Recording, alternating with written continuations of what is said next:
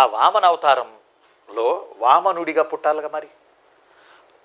దేవతల తల్లి అతిథి, తండ్రి కశ్యపుడు. బాగా గుర్తుపెట్టుకోవాలి. బలి వల్ల బాధపడుతున్న దేవతలను చూసి అతిథి బాధపడింది. అందువల్ల అతిథి గర్భాన శ్రీహరి వామన అవతారంలో జన్మించాడు. శ్రీహరి ఈసారి అతిథి కశ్యపుడు, అతిథి కశ్యప వీళ్ళ కడుపులో వామన అవతారంగా పుట్టాడు శ్రీహరి. బలిచక్రవర్తి అనే రాక్షసుణ్ణి తొక్కేయడానికి ఈసారి వామన అవతారం ఎత్తారు. వీళ్ళిద్దరికి జన్మించారు శ్రీహరి, అతిథి కశ్యపుడికి.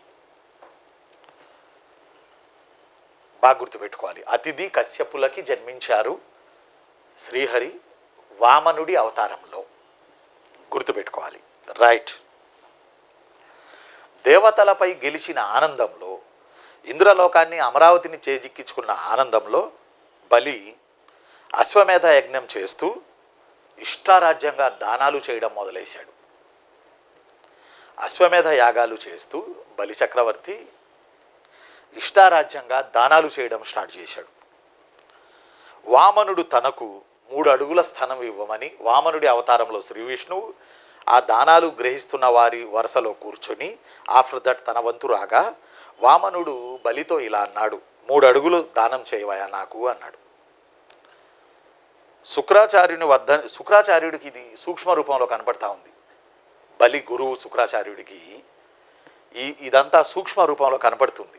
అమ్మా ఇదేదో జరుగుతుంది, బలిని తొక్కేయడానికి శ్రీ విష్ణువు వామన అవతారంలో వచ్చాడు, వామ్మో అని బలిని వారిస్తున్నాడు శుక్రాచార్య. ఆయన శ్రీ విష్ణువును తొందరపడి నువ్వు 3 అడుగులు ఇస్తానని అనకు ప్లీజ్ అని.